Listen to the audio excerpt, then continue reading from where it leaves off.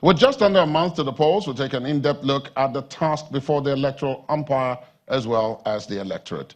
I'm Ladi Akeredoluale. Welcome to the show. That's right, and I'm Ijoma Onyato. Thanks a lot for joining us. And indeed, what a ride it's been in politics this week. We cannot possibly analyze these issues without some help. So we have a live studio audience ready to share their thoughts and weigh in on the issues. So let's welcome our studio audience. A little bit louder to show how excited we are. Fantastic. And of course, we have you at home, and we'd like you to know, or we'd like to know what you think. So follow us online and real time. Be part of the program. Today, we look at the task before the electoral umpire, election security, and then the much talked about electoral guidelines. Now, to shed some light on this, we're being joined on Prime Politics this evening by the Executive Director, Alliances for Africa, Ihema Obibi. You can clap, it's fine. Fantastic. In Abuja, we have the INEC National Commissioner, Mr. Festus Okoye, as well as Esther Uzoma, the co-convener of the Election Situation Room. We also have with us the senior lecturer at the Lagos State University, Dr. Jide Jimo. Now, before we dive into the discussion, as usual, let's take this background report on today's topic from our correspondent, Olu Phillips. As days draw near to the start of the much talked about biggest event yet in 2019, the February presidential election, the polity is already inundated with concerns, accusations, counter-accusations, assurances at some level, and even empathy in some regard. We will not abuse trust. The power to retain the present administration or send them packing will be in the hands of 84 million Nigerians should they all have their permanent voter card. So, we do know there are 84 million registered voters, but not the number of these population that are armed with a PVC. Concern number one, which INEC is yet to respond to. It shouldn't be out of place having INEC at the firing range. A credibly delivered election, free and fair, can't be negotiated. And those who think that that expectation is threatened are not keeping quiet.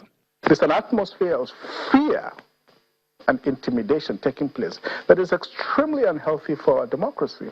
Look, those in power need to understand that those who speak the truth are not necessarily their enemies. We are friends of God, first and foremost, when we speak the truth, because God is truth.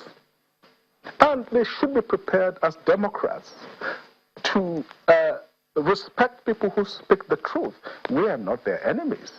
Allegations arise that the INEC chairman is being compromised by the All Progressives Congress and the Buhari presidency with offers of huge sums of money, choice property within and outside Nigeria, as well as juicy appointments to his relations as bribes, in return for the rigging of the elections in favor of President Muhammadu Buhari and the All Progressives Congress. Desperate opposition is orchestrating widespread violence with a view to truncating the elections, thus triggering a constitutional crisis that could snowball into the establishment of an interim government. Is INEC really ready for this exercise, barring all the concerns renting the polity? All the allegations against INEC in that statement do not reflect the true position of today's INEC. Today's INEC is not into the business of rigging elections. The guidelines released recently clearly spells out the rules of engagement, including simultaneous accreditation and voting, ban on the use of incident form, among others. Yet, there are more fears than faith. Our party and the CUPP have raised a lot of concerns about the guidelines as released by INEC. And I believe that it's time for INEC to take a second look at those guidelines and make the necessary adjustments that will give everybody, especially the key players, the comfort and confidence in the system. In making those guidelines, none of those statutes, the commission is not required by the Constitution to consult. But we think it's international best practice, in accord with international best practice, to actually consult to those who will be regulated.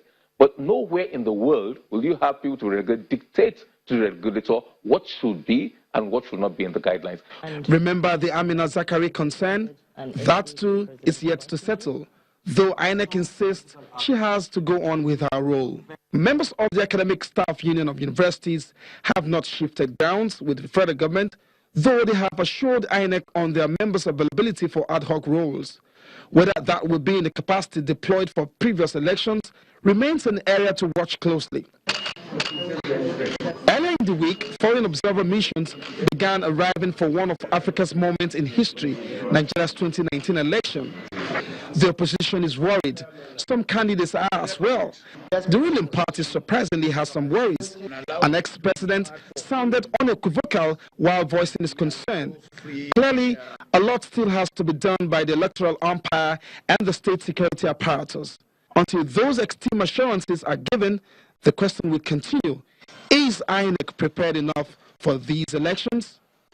Olu Phillips, Channels Television News.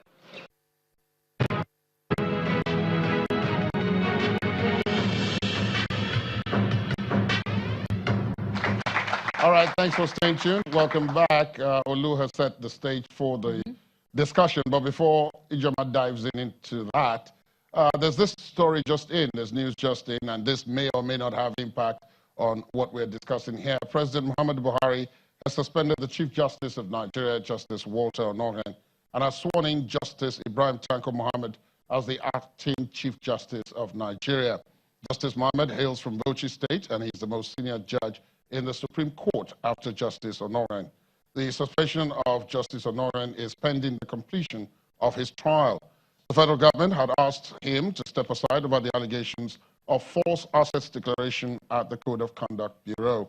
The president said he acted on the request of the Code of Conduct Tribunal. Only yesterday, the defense team of the embattled CJN got a favorable ruling at the appeal court, stopping the Code of Conduct Tribunal from prosecuting the former now suspended Chief Justice until the matter on jurisdiction of the CCT to try him is determined. Now, Ijoma. That's really something. Well, moving on back to what we're discussing here, let's just start off the conversation in earnest. And I'm going to start with you in Abuja, Mr. Okoye. Let's start by looking at the PVC itself, that which qualifies you, to be at the booth in the first place. Now, we have about 2 million uncollected PVCs. Does that give you, any faith in what the turnout is going to be on the 16th of February? The issue of uncollected PVCs is being addressed frontally by the Independent National Electoral Commission. As you are aware, during the continuous voters registration exercise, the Independent National Electoral Commission printed and delivered over 14 million permanent voters cards. And these voters cards have been delivered to the various states, to the various local governments, and also to the various wards. We have made it easy for Nigerians to approach the various wards to collect these permanent voters cards. If you recall, during the display of the voters register for claims and objections between the 6th day of November and 12th day of November 2018, the Independent National Electoral Commission also carried all the uncollected PVCs to the various polling units to make it easier for Nigerians to collect their PVCs. Despite that, so many PVCs remain uncollected, and we now move the PVCs to the various local government offices of INEC, and the eligible persons who registered we are collecting. We have printed all the PVCs, and because we want these PVCs to reach Nigerians, we further decentralize the collection of the PVCs to the various registration areas or to the various wards. And this we did between the 16th day of January to the 21st day of January 2019. Thereafter, the collection continued in the various local government offices of the Independent National Electoral Commission. By the 8th day of February 2019, we are going to stop the collection of PVCs because we need to recall all uncollected PVCs, make a determination on the number that has been collected and the number that has not been collected, and quarantine those that have not been collected, either with the Central Bank of Nigeria or with the various or in the various offices of the resident electoral commissioners.